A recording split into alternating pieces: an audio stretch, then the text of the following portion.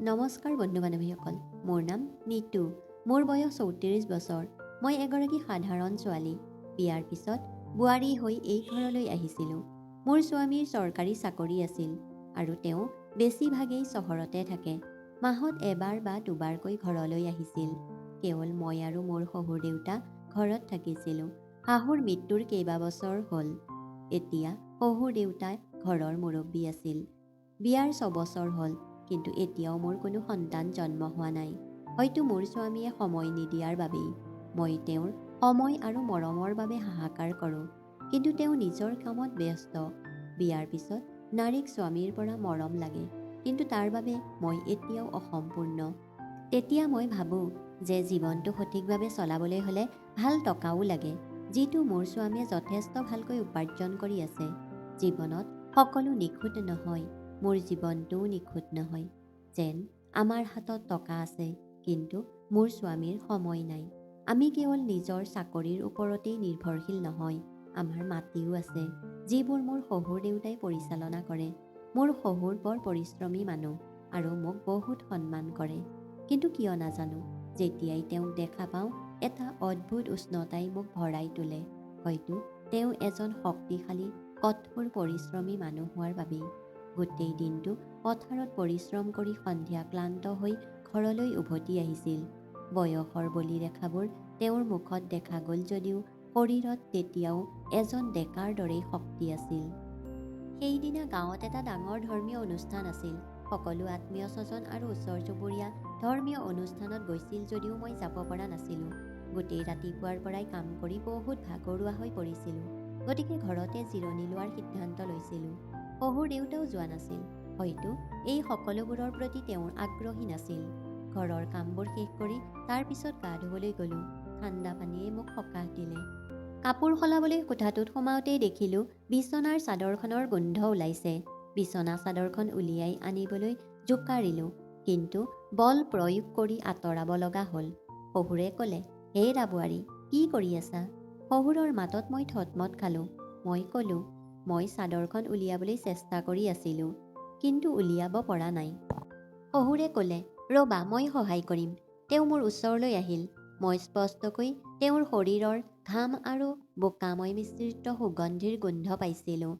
বিচনাখন অলপ হেলনীয়া কৰি চাদৰখন উলিয়াই আনিলে।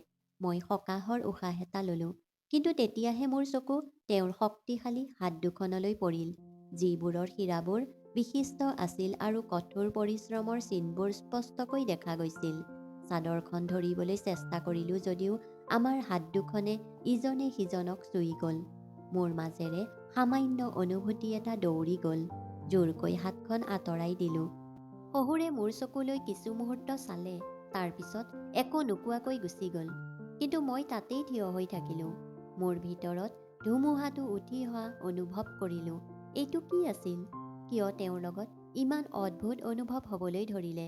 এয়া বোৱাৰী আৰু শহুৰৰ সম্পৰ্কৰ বাহিৰত আছিল নেকি? সেইদিনাৰ পৰাই মই নিজকে বাঢ়ি অহা যেন অনুভৱ কৰিবলৈ ধৰিলোঁ।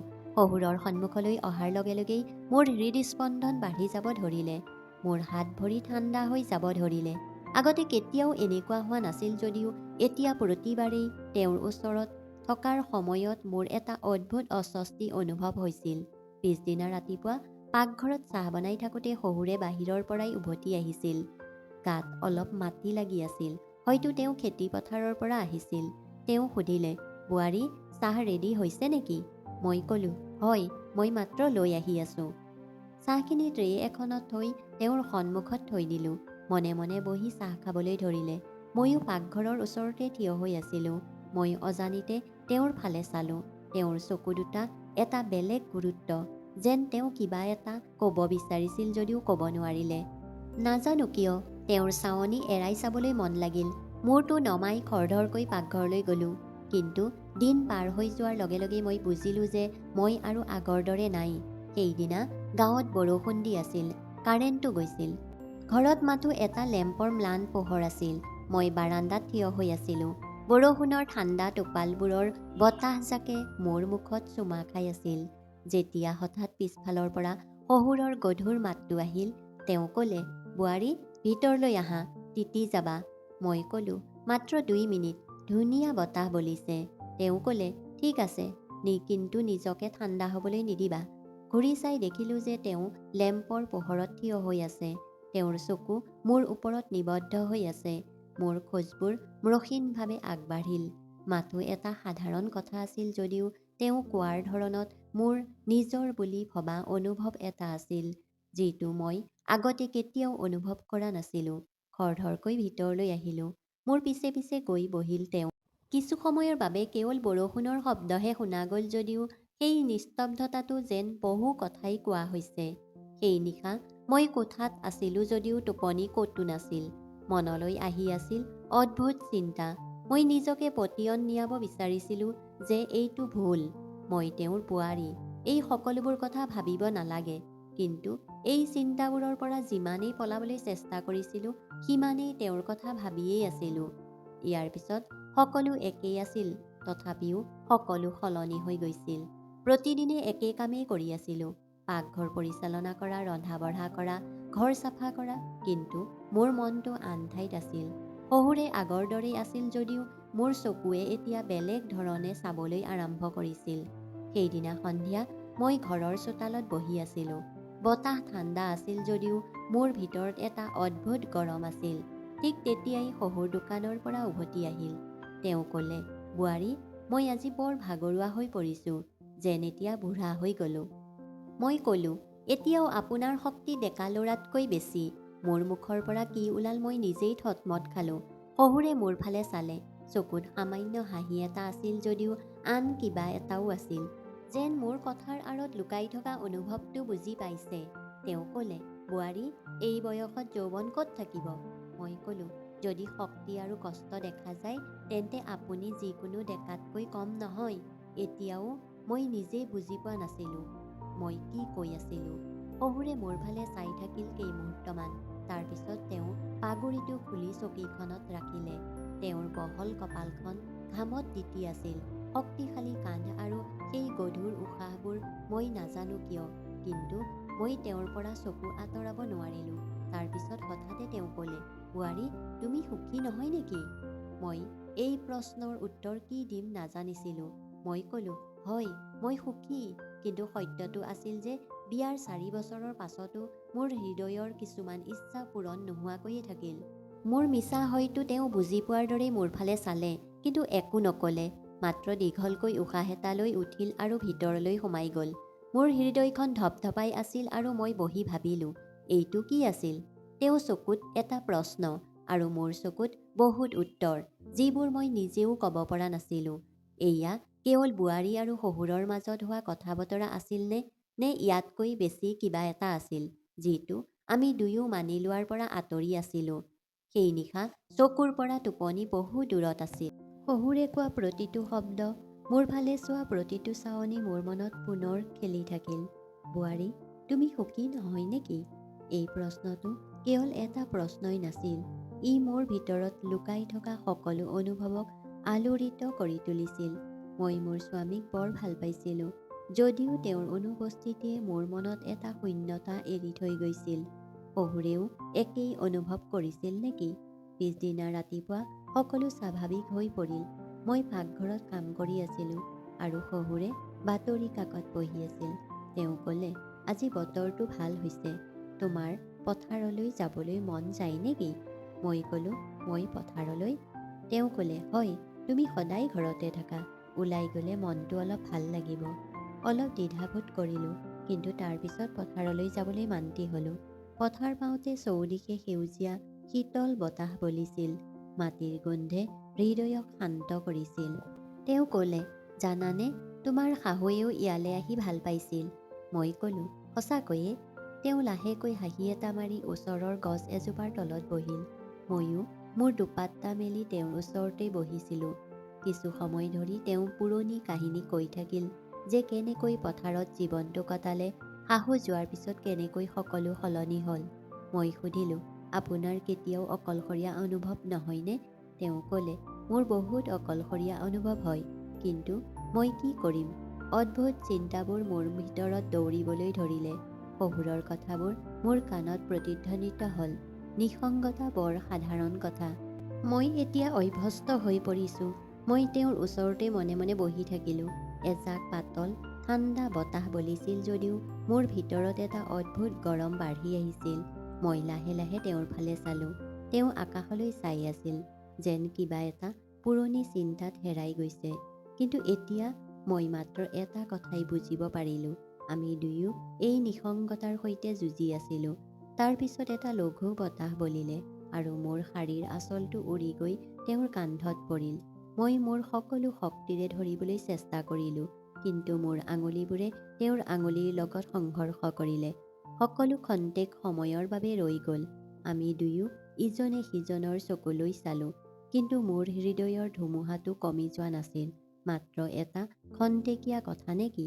নে সঁচাকৈয়ে আমাৰ মাজত কিবা এটা আছিল নেকি, যিটো আমি দুয়ো বুজি পাইছিলোঁ কিন্তু মানি লোৱা নাছিলোঁ? সেইদিনাৰ পৰা সকলো একেই আছিল, কিন্তু মোৰ ভিতৰত কিবা এটা সলনি হৈ আছিল। সেই উৰি যোৱা শাৰীৰ আঁচলটো, সেই চকু দুটা যি খন্তেক সময়ৰ বাবে লগ হৈছিল। মই নিজকে পতিয়ন নিয়াই আছিলোঁ যে সেয়া মাত্ৰ এটা অকস্মাতে হোৱা ঘটনা, এটা সৰু কাণ্ড। কিন্তু যদি ইমান সৰু আছিল, তেন্তে তেওঁ ওচৰত থাকিলে মোৰ হৃদয়খন কিয় বেছি বেগেৰে ধপধপাইছিল? পিছদিনা ৰাতিপুৱা যেতিয়া মই চোতালত ঝাৰু লগাই আছিলোঁ, তেতিয়া মোৰ শহুৰে ওলাই আহিল। মই হাঁহি এটা মাৰি তেওঁৰ ফালে চালোঁ, কিন্তু মই অনুভৱ কৰিলোঁ যে তেওঁ কিবা এটা ক'বলৈ অপেক্ষা কৰি আছে। আমাৰ মাজত মাত্ৰ কেই মুহূৰ্তমানৰ বাবে নিস্তব্ধতা আছিল। তাৰ পিছত তেওঁ ক'লে, বোৱাৰী, আজি মই পথাৰত হাল বাব লাগিব, তুমি তাত আহিবানে? মই ক'লোঁ, পথাৰত? তেওঁ সামান্য হাঁহি এটা মাৰি ক'লে, হয়, কালি পথাৰত ভাল লাগিল। গতিকে আজিৰ কামটো তোমাক দেখুৱাব লাগে বুলি ভাবিলোঁ। মই হ'ব বুলি ক'লোঁ, কিন্তু মনত এটা অদ্ভুত অনুভৱ আছিল। পথাৰ পাওঁতে সূৰ্য অস্ত যাবলৈ ওলাইছিল। বতাহ শীতল হৈ পৰিছিল। মাটিত সামান্য আৰ্দ্ৰতা অনুভৱ কৰা হৈছিল। শহুৰে গৰুবোৰক খেদি ফুৰিছিল। মই ওচৰতে থিয় হৈ সিহঁতক চাই আছিলোঁ। মই ভাবিলোঁ, কিমান কঠোৰ পৰিশ্ৰমী তেওঁ। এই বয়সতো তেওঁ অক্লান্তভাৱে কাম কৰে। অলপ পিছত কঁপালৰ পৰা ঘাম মচি মোৰ ওচৰত আহি ক'লে, মই ভাগৰি পৰিছোঁ। মই ক'লোঁ, নাই, কিন্তু আপোনাক দেখাত ভাগৰি পৰা যেন লগা নাই। লাহেকৈ হাঁহি এটা মাৰি ওচৰৰ কুঁৱা এটাৰ পৰা পানী উলিয়াবলৈ ধৰিলে। মই ওচৰলৈ গৈ পাত্ৰ এটা ধৰিলোঁ। সহায় কৰিব পাৰিম নে কি বুলি সুধিলোঁ। মোৰ ফালে চালে। তাৰ পিছত সামান্য হাঁহি এটা মাৰি ক'লে, বোৱাৰী, তোমাৰ হাতেৰে পানী পালে মোক আৰু শক্তি দিব। মোৰ হাত দুখন কঁপি উঠিল। কেৱল ধেমালিনে? নে তেওঁৰ সুৰত আন কিবা লুকাই আছিল? মই খৰধৰকৈ পাত্ৰটো লৈ তেওঁৰ হাতত দিলোঁ আৰু নিজকে চম্ভালিবলৈ চেষ্টা কৰিলোঁ। ঘৰলৈ উভতি আহোঁতে মই বহুত চিন্তা কৰি আছিলোঁ। যি হৈ আছিল সেয়া ঠিক নাছিল, কিন্তু মই তেওঁৰ লগত ঘনিষ্ঠ অনুভৱ কৰিবলৈ আৰম্ভ কৰিছিলোঁ। কিয় এই অদ্ভুত অনুভৱে মোৰ মনত আলোড়ন কৰিবলৈ আৰম্ভ কৰিছিল? মই নিজকে ক'লোঁ, মই নিজকে নিয়ন্ত্ৰণ কৰিব লাগিব। ই কেৱল ভুল বুজাবুজি। তেতিয়াৰ পৰাই মই নিজকে নিয়ন্ত্ৰণ কৰিবলৈ চেষ্টা কৰি আছিলোঁ, কিন্তু হৃদয়ৰ ভিতৰত অস্থিৰতা ইমান সহজে শান্ত হ'বলৈ যোৱা নাছিল। মই নিজকে পতিয়ন নিয়াই আছিলোঁ যে এইটো মাথো এটা আৱেগিক মোহ, যিটো সময়ৰ লগে লগে শেষ হ'ব। কিন্তু যিমানেই ইয়াক এৰাই চলিবলৈ চেষ্টা কৰিলোঁ, সিমানেই মোক বিৰক্ত কৰিলে। সেইদিনা সন্ধিয়া মই পাকঘৰত আছিলোঁ। শহুৰে বিচনাত বহি আছিল। মই তেওঁৰ বাবে চাহ বনাই আনিলোঁ। তেওঁ ক'লে, বোৱাৰী, মোৰ ল'ৰা আহিলে আৰু মোৰ বাবে চাহ বনোৱাৰ প্ৰয়োজন নাথাকিব। মই সামান্য হাঁহি এটা মাৰি ক'লোঁ, ইতিমধ্যে মোৰ চাহৰ লগত আপুনি অভ্যস্ত হৈ গ'ল। হাঁহি এটা মাৰি তেওঁ ক'লে, অভ্যাসবোৰ কেতিয়াবা কঠিন হৈ পৰে বোৱাৰী। মই তেওঁৰ ফালে চাই কোমল মাতেৰে ক'লোঁ, হয় দেউতা, কিছুমান অভ্যাস কঠিন হৈ পৰে। তেতিয়া এজন মানুহে বুজি নাপায় যে তেওঁ সঠিক কাম কৰিছেনে ভুল কাম কৰি আছে। শহুৰে চাহকাপটো তুলি লৈছিল যদিও এতিয়াও তেওঁৰ চকুত গভীৰতা। মই আৰু ক'লোঁ, কেতিয়াবা এজন ব্যক্তিয়ে সেই বস্তুটোৰ লগত অধিক ওচৰ চাপিবলৈ আৰম্ভ কৰে যিটো তেওঁ পোৱা নাই, বা যিটো চিৰদিনৰ বাবে তেওঁৰ হ'ব নোৱাৰে। এতিয়া তেওঁ হাত দুখন অলপ থমকি ৰ'ল। তেওঁ মোৰ চকুলৈ চালে, যেন তেওঁ মোৰ কথাৰ গভীৰতা বুজি পাইছে। কিন্তু পিছ মুহূৰ্তত তেওঁ চকুটো তললৈ নমাই চাহ খাবলৈ ধৰিলে আৰু ক'লে, বোৱাৰী, কিছুমান বস্তুৰ পৰা যিমান দূৰত থকা সিমান ভাল। মই অলপ মূৰটো নমাই দিলোঁ। সেই নিশা বিচনাত পৰি থাকোঁতে বহু সময় ভাবি থাকিলোঁ। সঁচাকৈয়ে মোৰ মনটো বিপথে পৰিচালিত হৈ গ'ল নেকি? নে মই কেৱল স্বামীৰ পৰা লাভ কৰিবলগীয়া মৰম আৰু আন্তৰিকতা বিচাৰি আছিলোঁ? পত্নীয়ে যদি স্বামীৰ পৰা সময় আৰু মৰম নাপায় তেন্তে আন ঠাইত বিচাৰিবলৈ আৰম্ভ কৰে। হয়তো মোৰ লগতো একেই ঘটি আছিল। কিন্তু এতিয়া বুজিলোঁ যে প্ৰকৃত সুখ আমাৰ যি আছে তাতেই নিহিত হৈ আছে। শহুৰে সকলো বুজি পাইছিল। তেওঁ দেখিলে যে তেওঁৰ বোৱাৰীজনী কিমান অকলশৰীয়া আৰু তাইৰ স্বামীৰ কিমান প্ৰয়োজন। এই নিসংগতা যদি চলি থাকে তেন্তে হয়তো যিকোনো ভুল দিশলৈ যাব পাৰে। অলপ সময় ভাবি তেওঁ সিদ্ধান্ত ল'লে যে তেওঁ ব্যৱস্থা ল'ব লাগিব। একো নোকোৱাকৈয়ে পুতেকক সকলো বুজাই দিলে। সেই নিশা মই মোৰ কোঠাত থাকোঁতে শহুৰে পুতেকক ফোন কৰিলে। তেওঁ ক'লে, বাবা, এতিয়া আৰু ঘৰলৈ আহিব লাগে। তোমাৰ পত্নীক তোমাৰ প্ৰয়োজন আৰু তুমি সময় নিদিলে বৰ বেয়া কিবা এটা হ'ব পাৰে। মোৰ স্বামীয়ে প্ৰথমে বিশ্বাস কৰা নাছিল, কিন্তু শহুৰে মৰমেৰে বুজাই দিয়াৰ লগে লগে তেওঁ মান্তি হ'ল। কেইদিনমানৰ ভিতৰতেই হঠাতে মোৰ স্বামী ঘৰলৈ উভতি আহিল। মই আচৰিত হৈ ক'লোঁ, হঠাতে কেনেকৈ আহিল? তেওঁ হাঁহি এটা মাৰি ক'লে, এতিয়া মই ইয়াত চিৰদিনৰ বাবেই থাকিম। তোমাক কেতিয়াও অকলশৰীয়া অনুভৱ হ'বলৈ নিদিওঁ। সেইদিনা প্ৰথমবাৰৰ বাবে মই সঁচাকৈয়ে সুখী অনুভৱ কৰিলোঁ। মোৰ স্বামীয়ে মোৰ লগত অধিক সময় কটাবলৈ ধৰিলে। তেওঁ মোক বুজিবলৈ ধৰিলে, মোৰ প্ৰয়োজনীয়তাৰ যত্ন ল'বলৈ ধৰিলে। কেইদিনমানৰ ভিতৰতেই মই গৰ্ভৱতী হৈ পৰিলোঁ। এতিয়াও বিশ্বাস কৰিব পৰা নাছিলোঁ যে এইবোৰ ইমান সোনকালেই হ'ল। মই এগৰাকী পূৰ্ণাংগ নাৰী হৈ পৰিছিলোঁ। মোৰ স্বামীয়ে মোক এগৰাকী পত্নীয়ে বিচৰা সকলোখিনি দিবলৈ ধৰিলে আৰু 9 মাহৰ পাছত আমি এগৰাকী কন্যা সন্তানৰ আশীৰ্বাদ লাভ কৰিলোঁ। এতিয়া বৰ সুখী হৈ শহুৰে সকলো কথাতে কেৱল হাঁহে। তেওঁ মনতে ক'লে, এতিয়া সকলো ঠিকেই আছে। তাইক মোৰ আৰু প্ৰয়োজন নাই, কিন্তু স্বামীৰ মৰম বিচাৰি পাইছে। বোৱাৰীক সঠিক পথ দেখুৱাই দিয়াত তেওঁ সন্তুষ্টি অনুভৱ কৰিছিল। গতিকে বন্ধু বান্ধৱীসকল, এগৰাকী পত্নীৰ বাবে স্বামীৰ মৰম আৰু সময় পোৱাটো অতি প্ৰয়োজনীয়। নহ'লে আন ঠাইত বিচাৰিবলৈ আৰম্ভ কৰে। সম্পৰ্কবোৰক সঠিক দিশ নিদিলে বিপথে পৰিচালিত হ'ব পাৰে। শহুৰৰ আচল দায়িত্ব হ'ল বোৱাৰীক কন্যাৰ দৰে ব্যৱহাৰ কৰি সঠিক পথ দেখুৱাই দিয়া, যিটো মোৰ শহুৰে সুন্দৰভাৱে পালন কৰিলে। বন্ধু বান্ধৱীসকল, কাহিনীটো শুনি ভাল লাগিলে লাইক কৰিব, কমেণ্ট কৰিব আৰু চেনেলটো ছাবস্ক্ৰাইব কৰি দিব। ধন্যবাদ।